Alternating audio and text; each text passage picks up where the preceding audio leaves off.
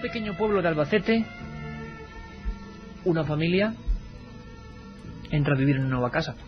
Tienen un hijo de unos 10 meses. Ese niño no hace más que llorar y mirar un azulejo constantemente. Irritantemente, diría yo. Lo señala una noche, otra. Cuenta la leyenda urbana, que una de esas madrugadas, en ese mismo azulejo reluciente, apareció la cara de una niña. La niña había muerto allí mismo hacía 8 años.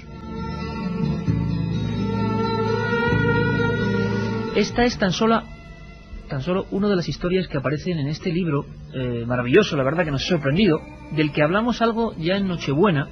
Se llama El autoestopista fantasma y otras leyendas urbanas españolas.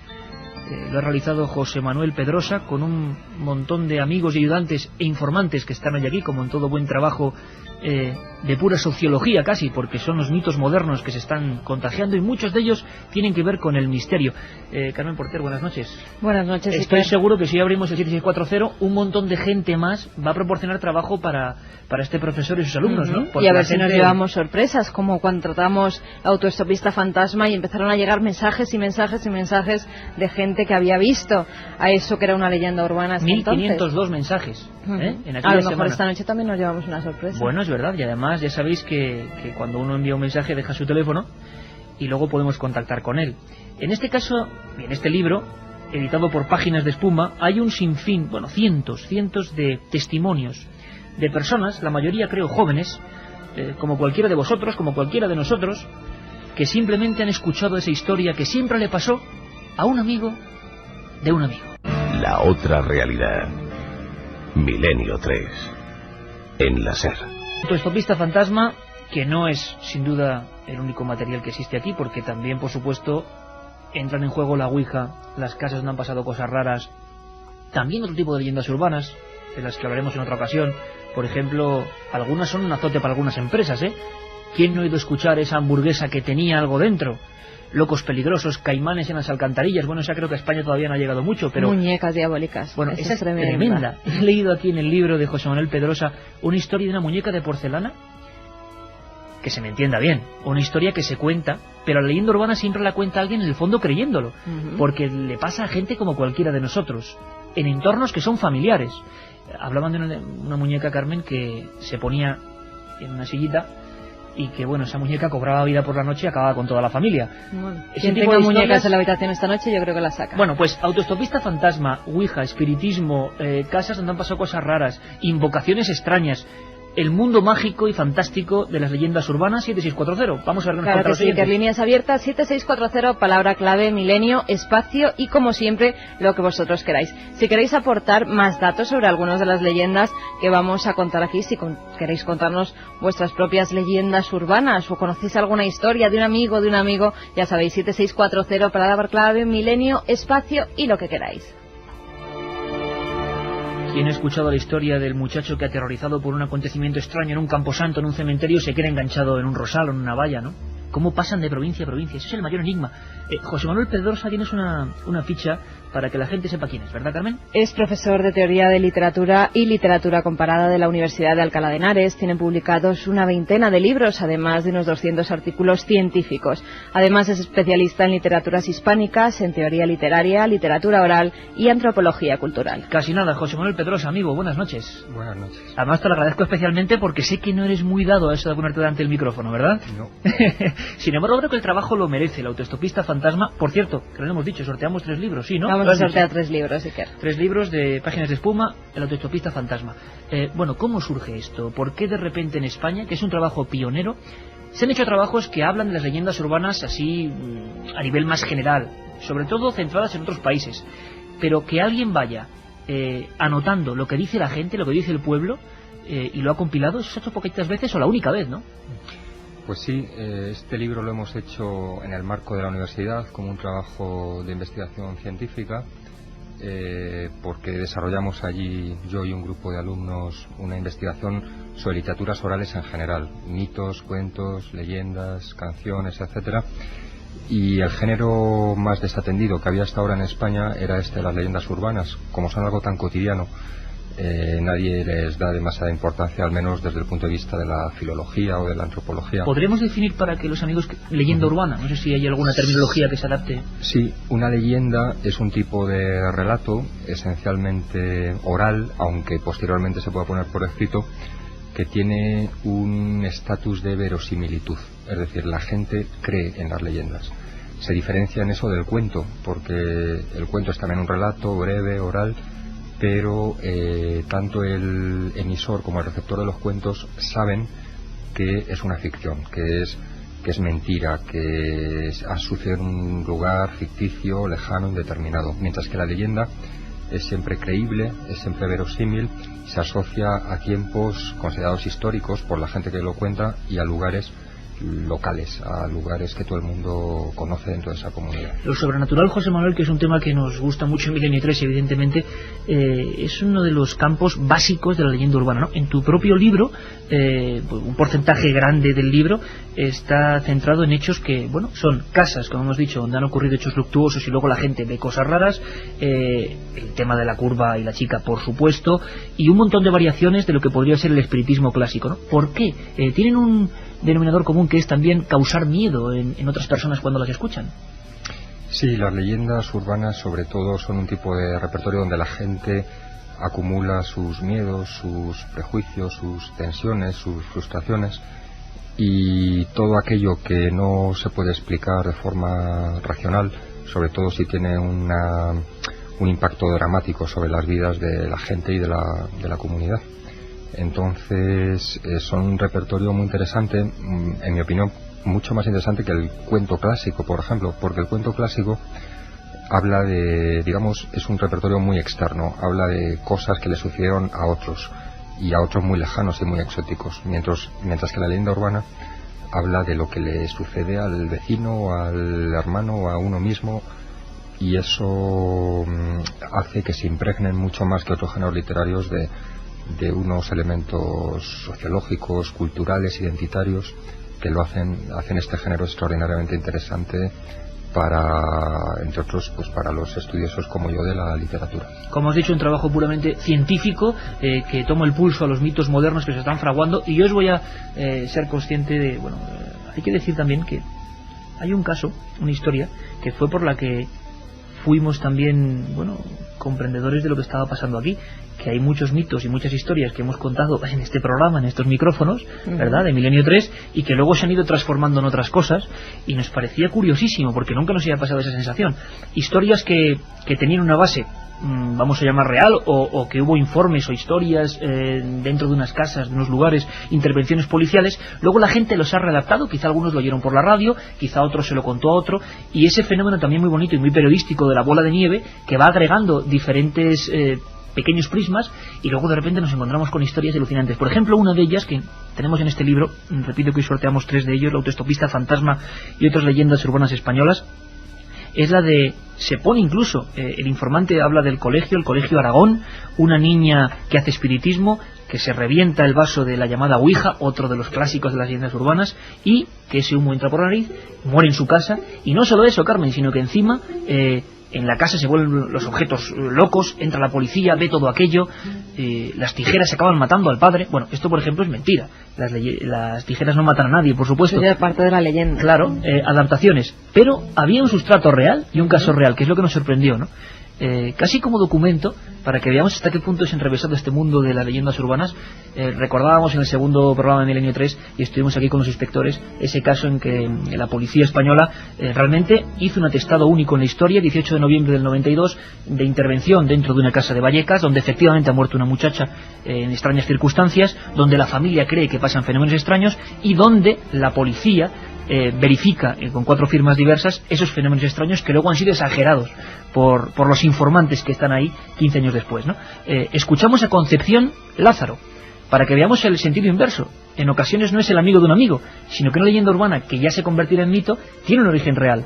Concepción Lázaro es la madre de esa niña, Estefanía Gutiérrez Lázaro, que falleció en el año 91 en Vallecas, en la calle Luis Marín, y donde hubo esa intervención policial. Recordamos solamente ese momento de una leyenda urbana que tenía una cara real. Llamó mi marido a la policía y resulta que, bueno, pues vinieron y estuvieron en la habitación mía, en la de matrimonio, sentados encima de la cama, y nosotros aquí en el salón, a oscuras, para ver si se veía algo, cuando sintieron como una piedra aquí en la terraza. Bueno, pues se levantaron corriendo y vieron que, bueno, pues que no había nada. Pero en ese momento resulta que, bueno, pues la puerta del mueble bar se abrió sola, sin saber motivo ni razón. Y claro, pues en ese momento pues estaban con miedo de todo lo que estaba pasando, y un policía sacó la pistola. ¿Llegó a sacar la pistola? Sí, ¿Apuntando a qué, Concepción? Apuntando a la puerta. Y bueno, pues luego descubrieron que no había nada en la puerta, que era increíble. Bueno, pues un policía se salió al pasillo de fuera del corredor y dijo que aquí en esta casa no volvería a entrar más. La otra realidad. Fenómenos extraños. Milenio 3. En la SER.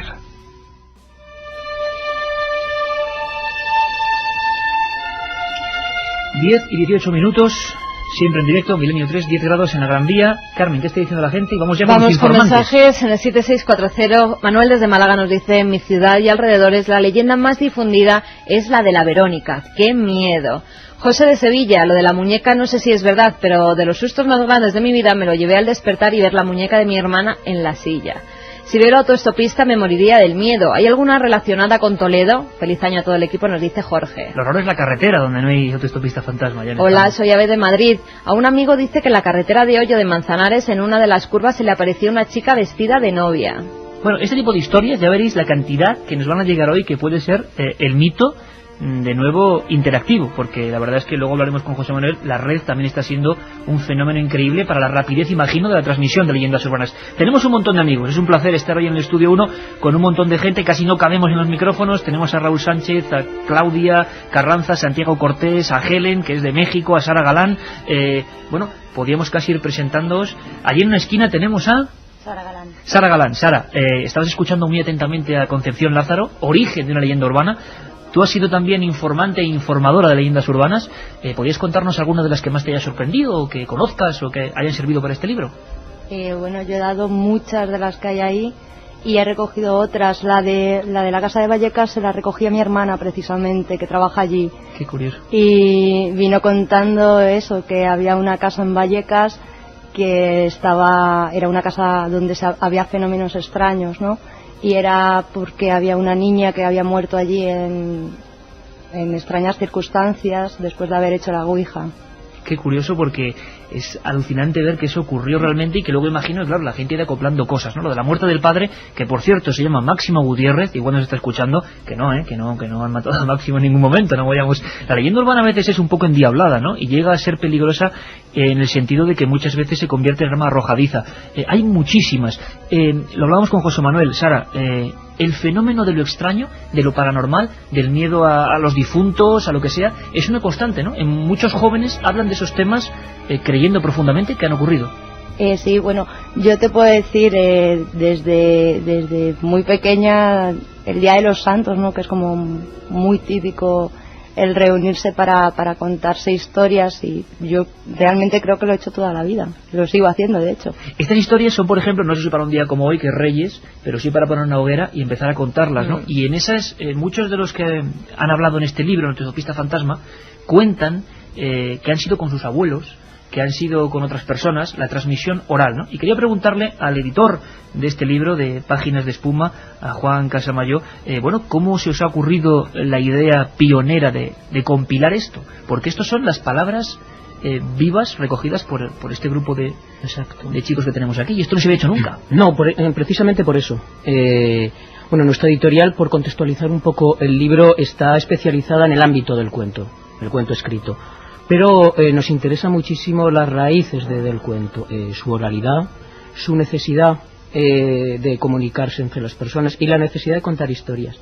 Las historias son reales, las historias son fantásticas, o lo más bonito de todo, las historias son reales y fantásticas.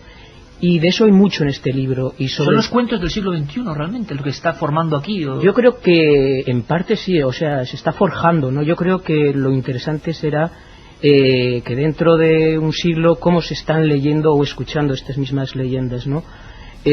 También coordinado por José Manuel hemos publicado un libro, El Anillo Mágico y otros cuentos populares rusos recogidos por el especialista de mediados del 19 Afanasiev, que son los cuentos que se contaban en el ámbito rural ruso.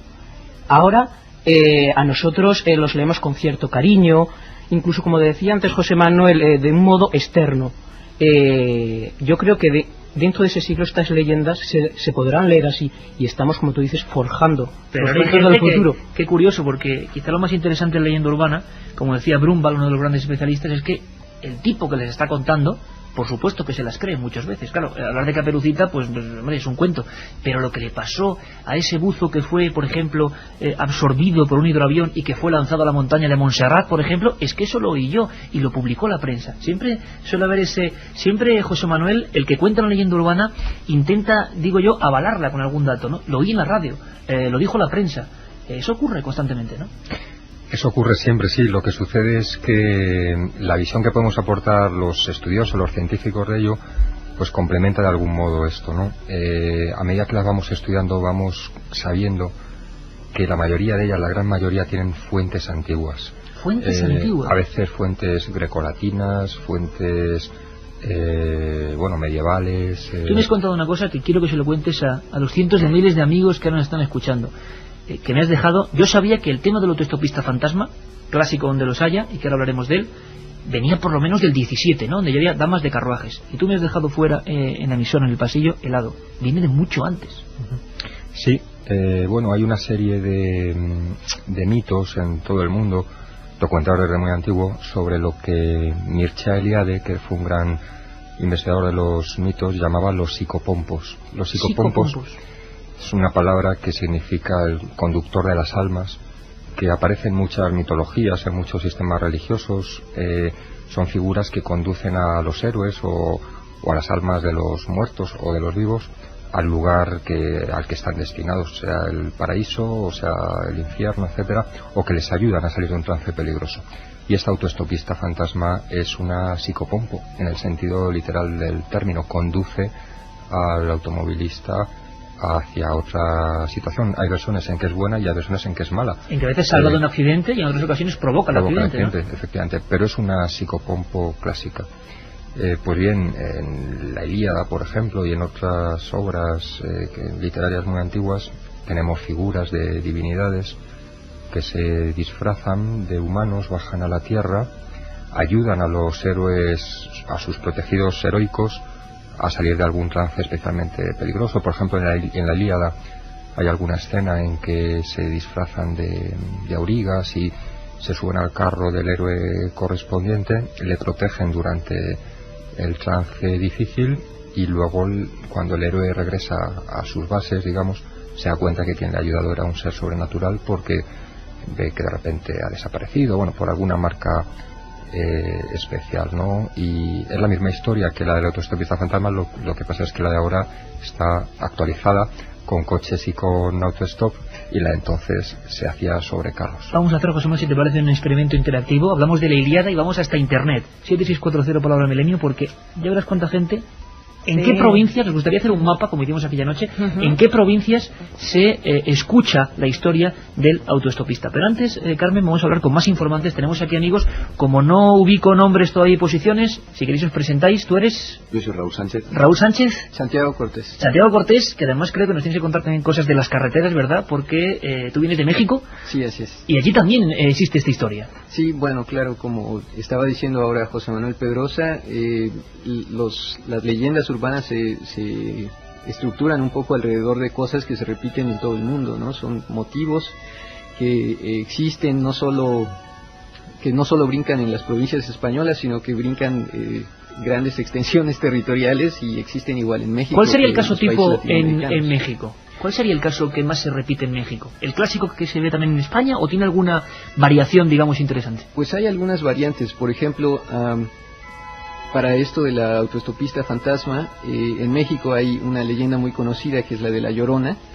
que es una mujer que ha perdido a sus hijos y que se aparece a los conductores en las carreteras, en los caminos. Por lo general está asociada a lugares donde hay agua, como los lagos o los ríos, y por lo general detiene a los conductores y los hace ver su figura, que es una figura blanca con una cara muy hermosa, y cuando ellos se detienen y se acercan a ella, ven que en realidad es una muerte que está vistiendo las ropas blancas. Entonces, este mito mexicano se puede encontrar en muchas partes del país, en muchas partes de Latinoamérica incluso, y bueno, se recoge por todas partes, ¿no?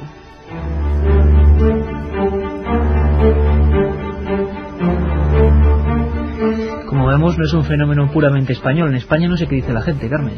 Pues en España hay muchas leyendas urbanas e incluso algunos de nuestros amigos dicen que él se las ha inventado y que luego ha oído esa leyenda. Fran de Valdusó también, ¿eh? O sea, hacer un rumor consciente y que se vaya transformando. Fran de Valdusó nos dice: en un pueblo de Castellón oía a dos chicas hablar sobre una niña que había muerto y se la oía cantar y llorar. Años antes la había inventado yo. ¿Hay algún caso de coches fantasmas? A mí en la autopista de Vigo a La Coruña me desapareció un Forescore que venía detrás, nos dice Luis desde La Coruña. Bueno, hay uno que es clásico, que es la pareja de personas que viajando en un camino extraño, también en Córdoba y en Granada se decía, aparece una extraña niebla y aparecen en otro país. Esto en realidad tiene un viso muy interesante, que fue el fraude de un productor de cine argentino que se inventó la historia del matrimonio Vidal, que eran unas personas que iban en su coche y que, un argumento de cine, pero que se acabó convirtiendo en algo que la gente cree que es profundamente real. Una chica de mi cole se volvió loca por la Ouija y la historia de Verónica. Ella se llamaba igual. Cortó de lleno el furor de la Ouija entre el resto de estudiantes. En mi pueblo de Granada dicen que hay una mujer en la carretera de Valderrubio a Ezcornar. Yo nunca paso por allí por la noche. Desde pequeña la que más he oído es la del chico que hace la Ouija. Esta le dice que morirá por culpa de un coche y le da una fecha. Ese día se queda en casa por si le pasaba algo. De repente pisa un coche de juguete y se mata. Yo lo que me sorprendo de verdad, y leyendo el libro, sorteamos tres, lo repito, la autoestopista fantasma y otras leyendas urbanas españolas, José Manuel Pedrosa, profesor de la Universidad de Alcalá de Henares, editado por Páginas de Espuma. Me sorprende lo que es el inconsciente colectivo, también la cantidad de elementos a veces macabros, que hay algunas que lees y dices, madre mía, menos mal que es un mito, porque si no... Raúl, tú has cogido también algunas... ¿Cuál es la que más te ha impresionado en esta órbita que estamos hoy sondeando de lo oscuro, de lo dramático, de lo macabro de las leyendas urbanas? A mí una que de pequeño, como todos nosotros que estamos aquí, una que siempre me impactó fue en Alcalá de Henares, la ciudad donde yo viví cuando era pequeño. Cerca de la puerta de Madrid y demás, había una casa antigua que supuestamente querían echar abajo para construir una serie de apartamentos y demás. Entonces parece ser que una inquilina, una anciana, se negaba a vender su piso para que ahí entraran y construyeran. Y entonces, años después, una vez que la señora había fallecido, algo muy curioso y extraño es que la gente que entraba por allí, puesto que era la típica casa a la cual todos los niños quieren acceder por todo este misterio. La casa embrujada que tienen todos los pueblos de España, ¿no? La típica. Entonces, a lo largo de la visita, guiada casi, en una de las habitaciones entraban y te encontrabas con la señora y sus gatos, y estaban allí pasando una tarde y ella dándoles de comer a los gatos. O sea, ya no solamente es el espíritu de ella, sino también el de sus animales de compañía. Los animales que perviven. Bueno, hay una que es... Bueno, hay cientos. Yo no sé, ¿qué número, José Manuel, ¿tú tienes calibrado la cantidad de leyendas que hay, de testimonios en este libro? Pues no lo sé, debe haber 400 o 500 posiblemente. Es que hay algunos que además están, por ejemplo, porque tiene una ficha y está referido a Alcalá de Henares, Madrid, Celeste, 18 años, octubre del 2001, Granada, Isaac, abril del 2003. Hay algunas tremendas. La típica casa, como contaba Raúl, entra un grupo de niños de 7 años, y son 7 creo, y entonces tenían que ir muy deprisa, porque la leyenda urbana decía que si dentro de esas ruinas de esa casa, tantas casas, ¿no?, existen así, te parabas y mirabas hacia atrás en el pasillo oscuro, veías tu propia muerte. Una leyenda inventada por los niños.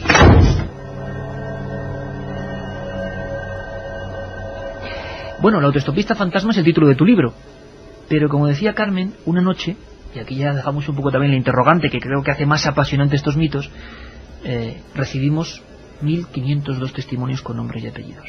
Vamos a recordar, ¿nos parece? Uno de esos que no era un amigo de un amigo.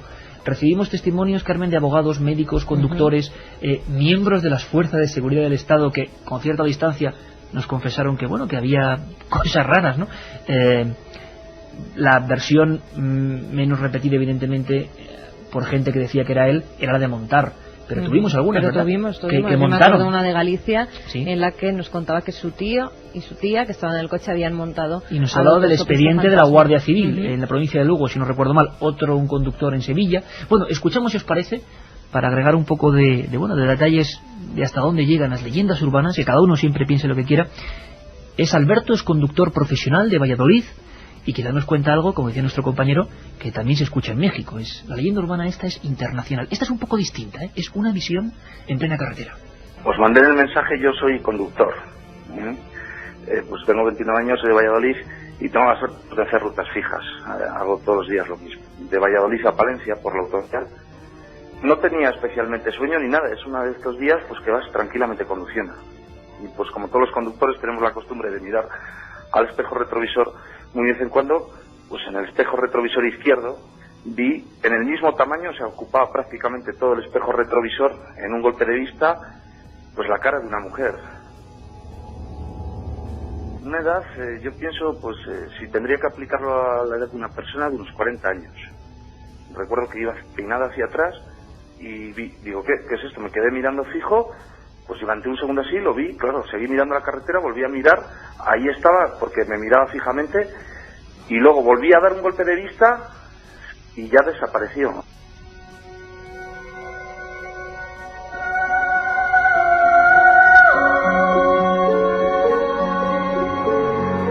Milenio 3, en la SER.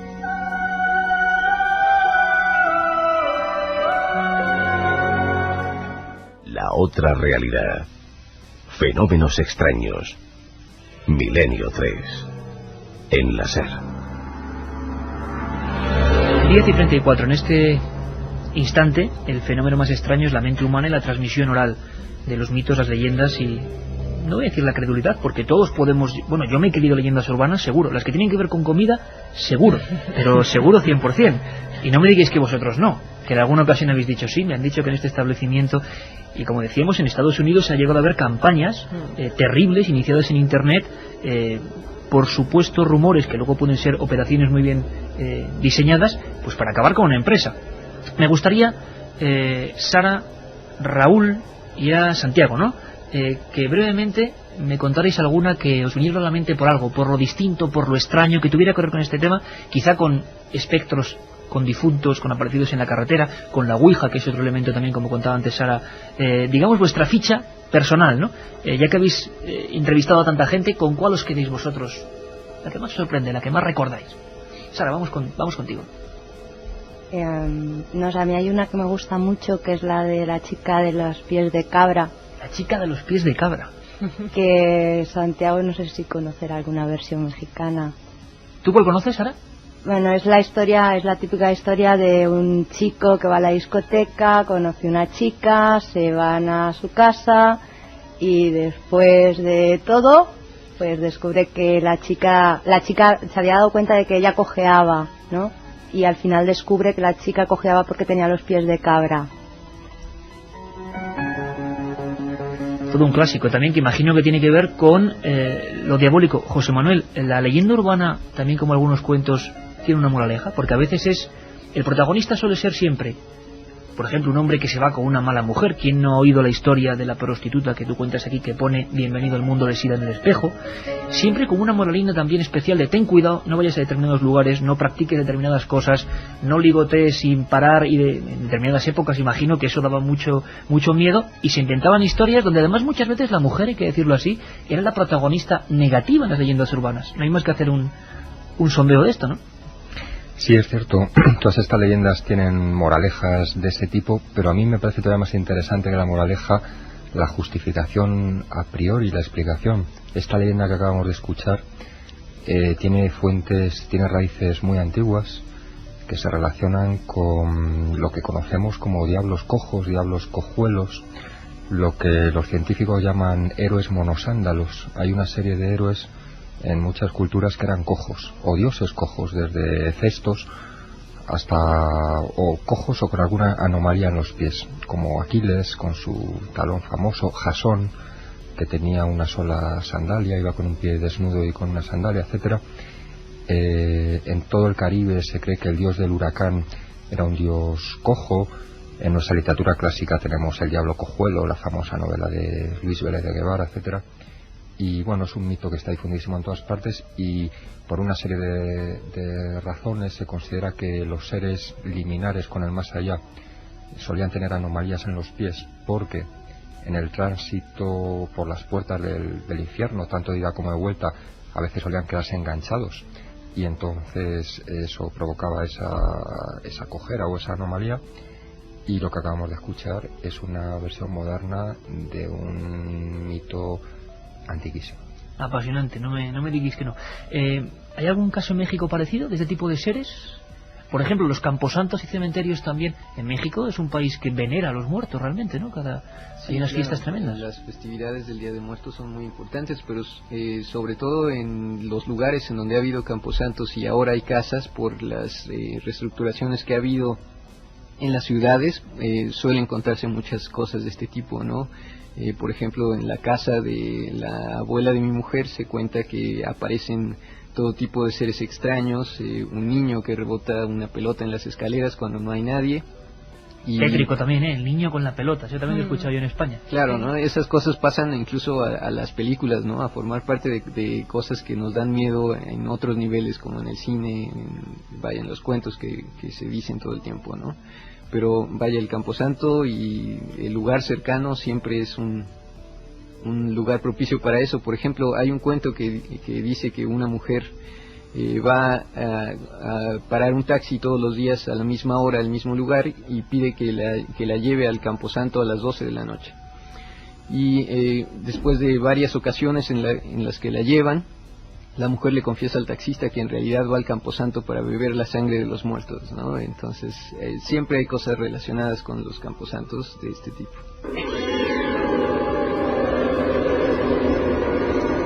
Esa es buenísima, esa es buenísima. Una leyenda, por ejemplo, que tenga que ver con estos entornos, o que tú hayas considerado, esa que nunca se te olvida. A mí hay una que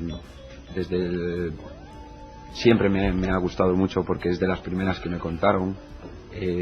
Bueno, mi familia es de un pueblo de Asturias, de Luanco, y a su vez hay un pueblo al lado que es Verdicio, y yo recuerdo desde pequeño que mi padre nos lo dijo a mí y a mis hermanos alguna vez. Parece ser que había una casa en Verdicio en la cual a determinada hora puntual las cacerolas y las cosas que había en la cocina empezaban a saltar y a hacer bastante ruido y demás, hasta tal punto que alguna vez, incluso después, ya cuando hemos sido más mayores y en plan jocoso en casa lo hemos comentado, se llegaron a fletar autobuses de gente que quería ver el fenómeno. Y en el pueblo y en la zona fue realmente un acontecimiento bastante importante. Nunca nadie dijo si se movían o no, pero supuestamente los que lo vieron, sí.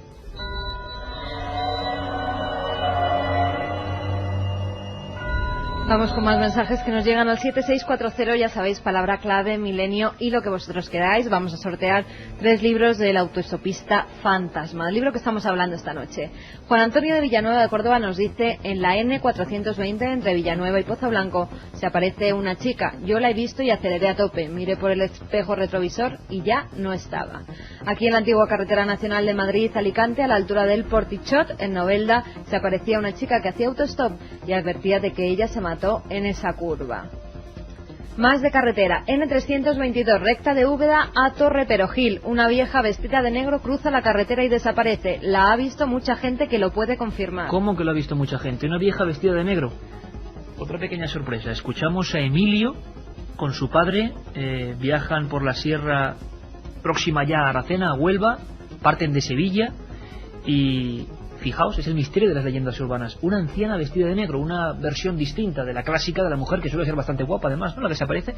Bueno, pues también comprobamos en aquel programa que había gente que sigue afirmando, yo lo vi, esta otra versión de la anciana enlutada, que imaginamos que a altas horas de la noche tiene que ser un susto importante. Íbamos por una carretera como Alcar y entonces llevaba la luz larga puesta y salió de lo que parecía de la arcén una figura humana que era oscura no se definía perfectamente la figura. ¿Lo visteis los dos?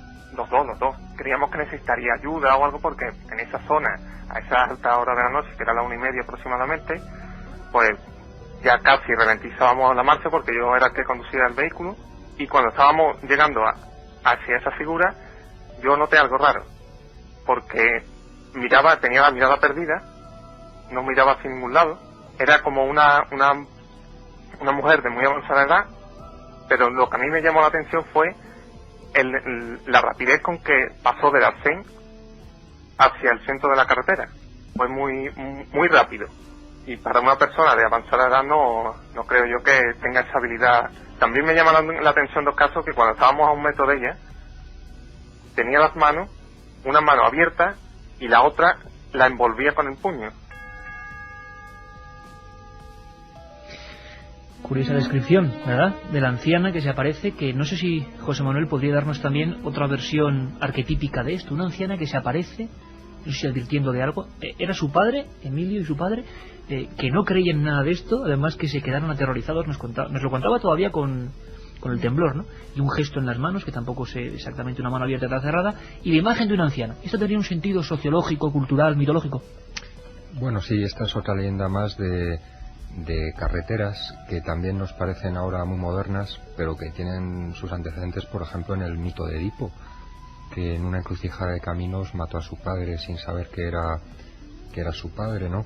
En las carreteras, como por el hecho de ser lugares estrechos, igual que los puentes o precipicios o entradas de cuevas, túneles, etcétera, se asocian siempre al tránsito con el más allá. Al paso a otro estado, ¿no?, para las viejas religiones. Exactamente, y esto es así desde la antigüedad hasta hoy, en que no solo las leyendas urbanas, sino lo que conocemos como road movies, por ejemplo, hay todo un género cinematográfico de cosas tremendas, de encuentros desagradables en las carreteras. Y esto es una constante extraordinaria a lo largo de la historia. Entonces esta mujer que se aparece, esta vieja que se aparece en las carreteras, es uno de los muchísimos personajes de los que podríamos hablar que tienen este tipo de apariciones, y el hecho de que tenga estas dos manos también diferentes, como pues de algún modo es un caso parecido a lo que antes hablamos de los apariciones tanto demoníacas como heroicas, ¿no?, de personajes sobrenaturales, porque tienen pies anómalos diferentes. Es muy típico que en los mitos aparezcan personajes con pies anómalos, uno diferente al otro, o con manos anómalas, o con ojos anómalos, tuertos sobre todo. Hay una serie de dioses en muchos panteones míticos que o son tuertos, o son mancos, o son cojos, y esta vieja... La anomalía presente siempre. Sí, lo reúne casi todo. Curiosísimo. Tenemos, se han incorporado dos amigas, el nombre... Claudia. Claudia, también de México, por lo que veo. ¿Y también has recogido historias de este tipo? ¿Alguna te ha impresionado especialmente? Bueno, una en México, es acerca de una casa donde ocurrió que a un niño que estuvo haciendo la ouija, acabó muerto. O sea que la ouija también es popular en México, eso fíjate, muy popular, yo no lo sabía. Sí, hay un montón de anécdotas acerca de eso. Y entonces, bueno, muere él y muere toda su familia. Y esto se registró en un libro que se llama, me parece, Cañitas, en México, y bueno, fue un bestseller.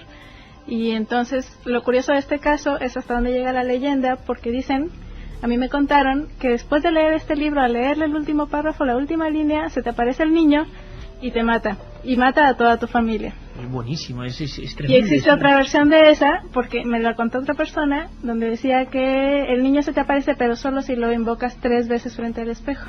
De nuevo el tema de la invocación de los espejos. Vamos a hablar ahora en unos minutos de eso, en unos segundos, mejor dicho, porque creo que es otro mundo amplísimo, el de la gente que supuestamente fuerza cosas raras, es decir, aquello de ponte delante del espejo. ¿Todo eso de dónde viene? Ahora lo descubrimos. Un programa que se sumerge en el otro lado de la realidad. Milenio 3, con Iker Jiménez y todo su equipo en la SER.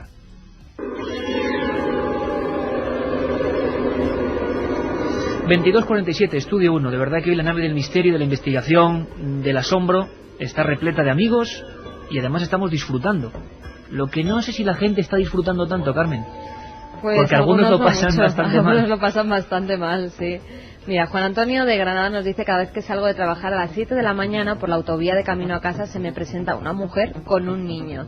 Un compañero mío taxista recogió un autoestopista de Balazote a Albacete. Cuando lo cogió tenía unos 20 años, cuando lo dejó tenía unos 50. Qué historias más bonitas. Es que de todas formas, cómo se generan... A mí lo que me sorprende es qué riqueza de detalles, ¿no? Como hablaba ahora nuestra compañera de lo de Cañitas, era el libro, ¿no? Oye, a ver que buscar ese libro, donde se cuenta la historia de una familia entera muerta por la Ouija, y que al leer la última frase, esto lo coge un cineasta y un Spielberg y es un exitazo, ¿no? La última frase del libro hace que se te aparezca ese niño que fue protagonista. Madre mía. Hola, soy Ana de Barcelona. Siempre me han contado que mi abuelo pasaba una noche por el cementerio y quedó enganchado en una zarza y pasó toda la noche pensando que alguien lo estaba agarrando. Clásico donde los haya. Sí. Hola, me llamo Alberto, soy de Plasencia, y aquí hay una historia de una gran mansión llamada el Spartak, que pertenecía a una familia muy rica y pasaban cosas extrañas. Desde entonces hay una leyenda. La Guaxa en Asturias, ¿lo conocéis? Parecido a la Santa Compaña. ¿Algún lugar especial en el Principado? Sí, bueno, la Estadea, la Guaxa, tantos nombres, ¿no? Para la supuesta procesión de ánimas, que en el fondo es una visión como del purgatorio, ¿no? Para la religión cristiana. De Zaragoza, por ejemplo, nos pregunta: ¿os suena la historia de la mano cortada? A mí me la contaron de pequeño y todavía tengo pesadillas. En el libro se habla de la mano cortada en Albacete, que es un hecho absolutamente real, criminológico, real, con una serie de temas ocultistas y tal, pero que se ha convertido en leyenda. Vamos a ir con más amigos, porque tenemos un montón de gente y, oye, estamos encantados. ¿El nombre?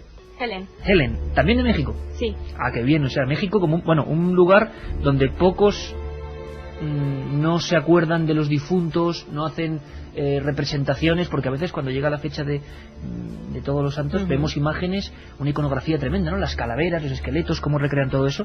Cuéntanos tu leyenda preferida, de las que has podido saber en tu país. Bueno, la casa de mi abuela está construida sobre un camposanto, sobre un cementerio, entonces una de las reglas de la casa es siempre traer la medalla al cuello, porque a todo el mundo se le aparecen cosas. De niño uno dice, no, es que esas son historias de la abuela, pero todos los miembros de la familia cuentan que han visto, por ejemplo, hablando de las mujeres, se oyen tacones y no hay mujeres con tacones en la casa, o en el jardín se aparece mucho una mujer que cuando va bajando las escaleras del techo de la azotea viene vestida de blanco, es joven, es muy guapa, y cuando termina de bajar las escaleras viene vestida de negro y es muy vieja.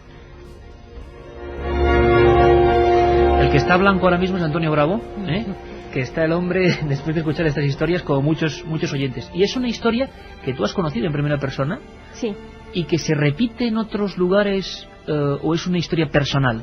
No, bueno, todo el mundo en Guanajuato, que es de donde yo vengo, hay una serie de variaciones de La Llorona, que es esta mujer que llora por las calles por la muerte de sus hijos, y en la casa pues se dice que esta mujer a la que varios han visto es La Llorona. Ese gran clásico, digamos, en los países de habla hispanoamericanos, porque hemos recogido algunos en Perú, Colombia, sería como nuestra autoestopista, digamos, de alguna manera, pero allí. Sí, nada más que esta va relacionada con los gritos en la calle de una mujer que va llorando por sus hijos. Hay varias versiones de la leyenda. Hay quien dice que ella era muy pobre y que como no aguantó la pobreza mató a sus hijos, luego se mató a ella, y bueno, por haber cometido esta atrocidad está condenada a llorar por sus hijos y a llorar en las calles, y especialmente en noches de luna llena es cuando la gente dice que la oye y que la ve. Oye, con vosotros, que lo contáis magníficamente, es como para hacer una noche de estas de historias. Hoy es día 1 de noviembre y encender una hoguera, que Antonio de vez en cuando ya estamos al final, pero la suele encender, el sonido de los troncos quemándose, porque en el fondo así se transmiten los mitos. Me contabas antes, hablando de invocaciones, ¿no? Otro de los grandes fenómenos es gente, en España también, José Manuel, imagino, gente que fuerza ese tipo de fenómenos. O sea, no que se los encuentra en una casa, sino en tu libro, en Autoestopista Fantasma, vemos, o leemos, mejor dicho, historias de gente que se pone delante de un espejo, que hace ciertos rituales. ¿También en México? No, en México pues solamente la que te he contado, pero yo no conozco muchas solamente la Ouija. Solo la Ouija como elemento que ha llegado hasta allí. En España sí, sin embargo, el espejo es un elemento importante, ¿verdad? ¿Tú has cogido historias, has encontrado historias sobre espejos o sobre personas que dicen o que ven su propia muerte, ¿no? La escena de ver la propia muerte es un clásico también, ¿no? A ver quién me responde. Yo lo que sí escuché y recogí en Alcalá es pues un poco la leyenda urbana sobre, primero, la invocación de Verónica, mirándote en el espejo y diciendo 3 veces su nombre. Vamos a ver, el modus operandi de la leyenda es: tú te pones A veces hablan de determinadas horas, determinados ciclos lunares, habrá un montón de... Y a veces hablan que te tienes que poner desnudo, delante del espejo, con 2 velas... ¿Y qué ocurre, Raúl? Supuestamente, uno se pone, dependiendo de la versión, pues como bien decía Carmen, con velas o desnudo o demás, te pones enfrente de un espejo, invocas a Verónica diciendo 3 veces su nombre. Entonces supuestamente, según las versiones, la más común que yo he recogido es que ella se aparece y entonces te dice algo, te da alguna solución, algo demás. La imagen de la propia muerte y Verónica, que es otro de los grandes clásicos, ¿también procede de algo, José Manuel? Sí. Hay que ser también macabro para hacer este tipo de rituales, que además a la gente joven, hay que decirlo, les engancha un montón esto. Yo desde pequeñito he oído a gente que hacía este tipo de cosas. A mí eso me daba mucho respeto, ya mirarte un espejo tanto tiempo. Pero esto, claro, de leyenda urbana relativa, porque será una leyenda rural antiquísima también, imagino. Se conocen legajos inquisitoriales del siglo XVI en que se ve que la Inquisición perseguía a mujeres hechiceras por invocar a un espíritu que se aparecía en los espejos, que se llamaba Verónica, y a la que se le pedía que adivinara cosas para que los clientes de estas hechiceras pues pudieran saber algo relacionado con su futuro. ¿Y ya se habla de ese nombre, Verónica? Sí, el nombre Verónica tiene relación con Verus Iconus, la verdadera imagen, en latín. Y la Verónica, en el Evangelio, fue una de las mujeres que le puso a Cristo un paño sobre la cara, y la cara de Cristo muerto apareció fantasmalmente en ese paño. Entonces el nombre y el hecho del que estamos hablando tienen unas raíces antiquísimas. Rubén Darío tiene un cuento de fantasmas que se llama Verónica, y es también un cuento de este tipo. Es sobre un fraile que tiene el vicio de la fotografía en un momento en que los nuevos inventos, claro, esto es final del 19, comienzo del 20, pues tenían algo demoníaco, y una noche cometió el sacrilegio de bajar con la cámara de fotos a la iglesia para fotografiar la cara de Cristo a las 12 de la noche. Entonces esa blasfemia pues la pagó, porque cuando al día siguiente encontraron muerto al fraile en el suelo de la iglesia con la cámara de fotos al lado, al revelar la fotografía, los compañeros frailes del monje vieron que aparecía la cara del Cristo muerto, del Cristo crucifijo, vivo y mirando con cara de enfado al fraile que murió en aquel momento, ¿no? El cuento se llama Verónica. Entonces vemos que esto de Verónica y todo lo que se le asocia pues tiene raíces mucho más antiguas de lo que nosotros pensamos.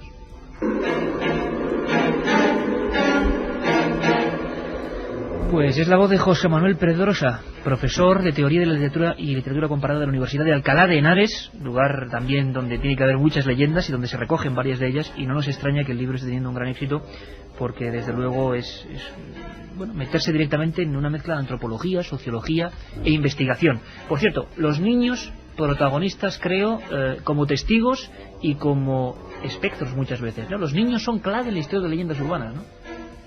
Sí, en México también, seguro. Sí, claro. En los camposantos se aparecen todo el tiempo niños jugando a la pelota, a las canicas. Varios de mis tíos, cuando se iban a dormir ya tarde, les decía al niño que veía jugando en la cocina que se fuera a dormir, y al irse a acostar veía que no era su hijo, ¿no? Que su hijo realmente estaba dormido. Entonces, y bueno, también los niños muchas veces nos creemos los cuentos, y bueno, en la casa de mi abuela era así, todos nos lo creíamos, ¿no? La verdad es que es una experiencia, Katia, tú también, que tienes como Antonio Bravo, ¿no? Qué horror, es que lo malo es que yo también me las invento y luego me las creo, o sea que ya, miedo. Bueno, oye, de inventar hay que dejarlo ahí entre comillas, porque ya has oído algunos testimonios curiosos.